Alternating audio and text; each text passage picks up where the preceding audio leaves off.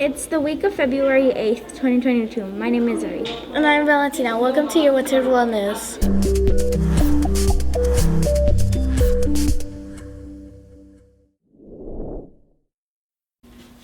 Our first story takes us all the way to Egypt. The mummified remains of a man hept I, who ruled Egypt from around 1525 to 1504 BC, were unearthed over a century ago in 1881. But the pharaoh's sarcophagus, exquisitely dressed in linens and an ornate, lifelike face mask was left untouched, no fear of damaging his fragile body. Now researchers have used three-dimensional computerized tomography to peek through the layers and obtain invaluable information about the ancient king who lived over 3,500 years ago. The team believes that Amenhotep I was about 5 feet 5 inches tall. He had a narrow nose and chin and curly hair. His surprisingly well-preserved teeth suggested the pharaoh may have practiced a good dental hygiene. The scans revealed that, unlike with other pharaohs, the ancient king's brain had not been removed during the mummification process. A bone analyst indicated the pharaoh was about 35 years old when he died. Since the body was free from apparent injuries before his death, experts suspect the pharaoh may have succumbed to an illness. After undergoing another renovation in 2015, the Buckeye Valley Museum is having an entire facelift and will repaint this summer. Fencing is surrounding the building located at 116 East MC 85 at the southeast corner of Town Park, as construction started on January 3. To prepare, staff has moved archival items and artifacts to the back of the museum for storage. Photographs were removed and areas were dropped off to add a level of protection from construction dust. Since 1954, the museum has undergone various projects and renovation. Entirely, the museum has one gallery room with the facelift caretakers living on site over the years. The Historical Society added two large gallery rooms. Its habit space were remodeled, and the new etaps were created to bring new life to shared history. In 2007, the city of Buckeye took over operations, and in 2014, crews remodeled the facelift. The new look of the museum will hopefully draw more community interest and unlimitedly more visitors to learn about the growth of Buckeye and to the city we know today. Now let's go over to Mr. Bond with the weekly update.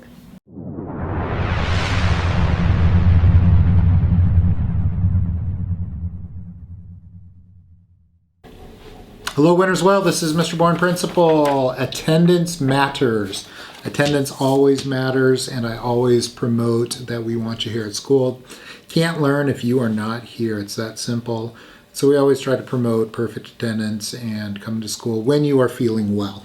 But this month, February, the Arizona Diamondbacks are also promoting perfect attendance across the state and partnering with us at Winters Well. So if you have perfect attendance in February Arizona Diamondbacks are going to give you a certificate to acknowledge that, and then they're also giving away free student tickets for a baseball game.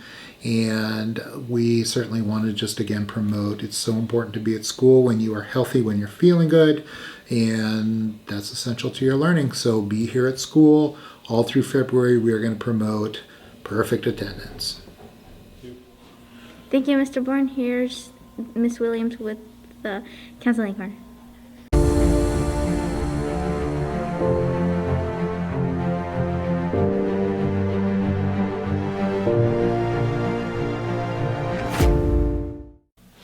Hey Saddle Mountain, this is Mrs. Williams, your school counselor.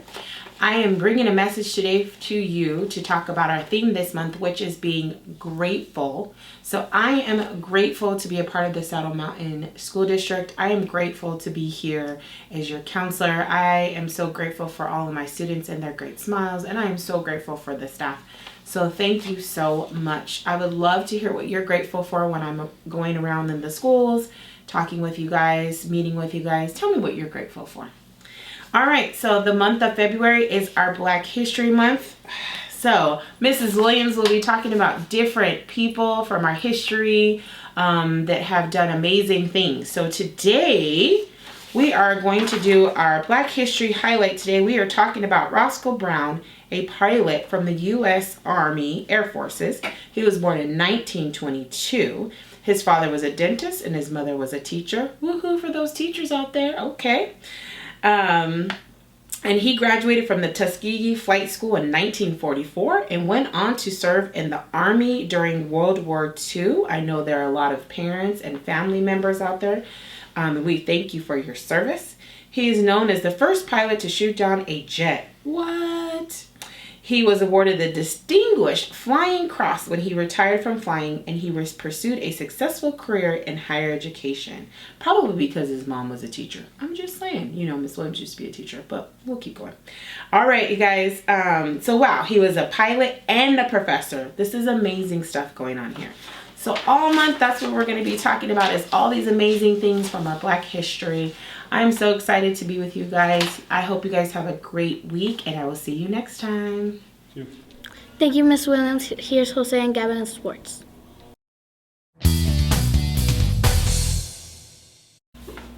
Okay, welcome to sports. My name is Gavin. And I'm Jose. The two teams are set to play in the Super Bowl this weekend are the Bengals and the LA Rams. Both teams came from behind in their respective games to win. It also the second consecutive year that a team will have the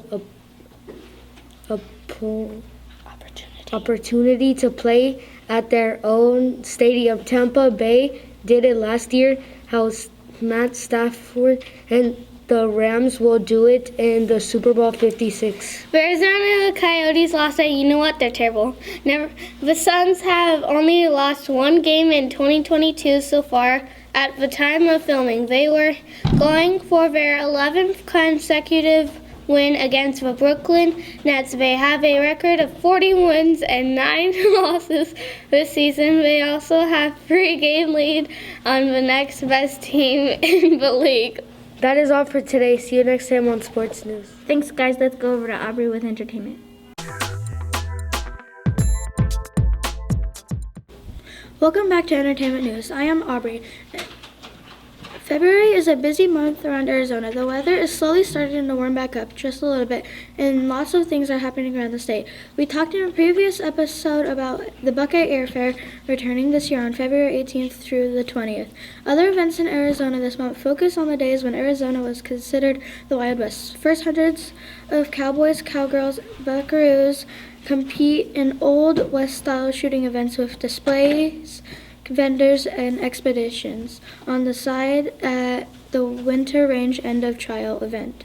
This takes place from February 28th to March 6th at the Ben Avery Shooting Range. Next, the annual Lost Dutchman Days Rodeo comes to Apache Junction for 3 days at the professional and amateur rodeo competitions, as well as a carnival with more than 30 rides and attractions. Music and dancing, a parade, and arts and crafts, and gold panning demonstrations are also included. This event happens February 25th to the 27th. See you next time on Entertainment News. Thanks, Aubrey. Here's Destiny and Aubrey with Joke of the Week. Hello and welcome to Joke of the Week. My name is Destiny. And I am Aubrey. Okay, Aubrey, what's your joke? What car does an NFL football player drive? I don't know. What car does an football player drive? A Dodge Ram. Great joke, Aubrey. If you have a joke and you would like to tell it on the news, please go to smusd.me beyond the news, and we would love to have you. See you next time on Joke of the Week. Thanks, girls. Let's go over to Abby with Fun Fact Trivia.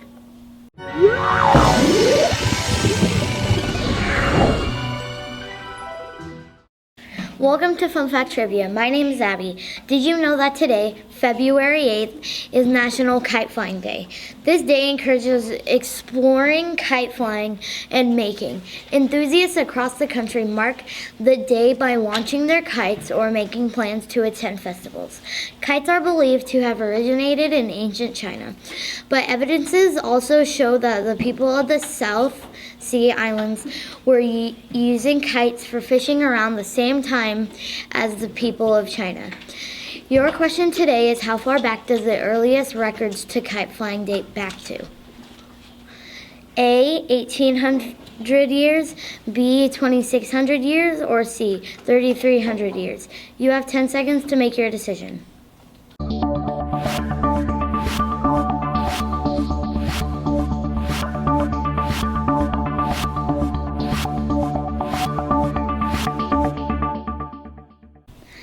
If you said B, 2600 years, you are correct. The earliest records of kite flying being used in China date back to about 470 BC. Fun fact, did you know that the biggest kite ever made was about half the size of a football field? It measured over 80 feet tall and more than 130 feet wide. See you next time on Fun Fact Trivia. Thanks, Abigail. Here's Angelica and Cora with This Week in History. Hello and welcome back to This Week in History. I'm Cora. And I am My name is Angelica. On February 8th, 1986, Bud Webb, who at 5'7" was one of the shortest players in the history of professional basketball, wins in the NBA Slam Dunk Contest, beating his Atlanta Hawks teammate and 1985 dunk champ, the 6'8" Duckwin Wickens, Anthony German Spud Webb, was born July 13th, 1963 in Dallas, Texas. Throughout his life, Webb had to prove himself as a basketball player due to his relatively small stature. Despite a strong college career, his size initially kept him from making the NBA, and after graduating, he played in the U.S. Basketball League. In 1985, he had a successful tryout with the Atlanta Hawks and joined the team. Webb, the shortest player to ever participate in the slam dunk competition to that time, went up against men who were in some cases a foot taller. In the end, size didn't matter. Webb dazzled the crowd with his soaring dunks and beasted teammate Dominic Wickens, who had won the 1985 contest by beating Michael Jordan. See you next time on This Week in History. Thanks, girls. Let's go over to Melanie and Liana with Science Time. To Science Time, my name is Leanna. And I am Melanie. While this might not be exactly like Jurassic Park, it is not far off. A scientist who plans to bring back the woolly mammoth, or at least its genes, back from extinction has revealed details about creating an Arctic elephant. Mammoths mostly died out around 10,000 years ago. As sea levels rose, the remaining population got stranded on Wrangel Island and eventually disappeared 4,000 years ago.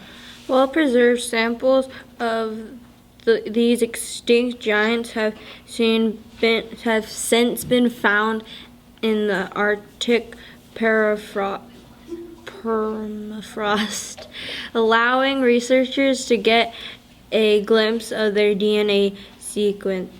Speaking with Harvard Medical School News on November 12, 2021, a geneticist, George Church, said that plans to combine cold resistance genes of mammoths with warden Asian elephants would not necessarily create live mammoths immediately, but could see their genes put to good use. See you next week with more Science Time. Thanks, girls. Here's Aubrey with Word of the Week.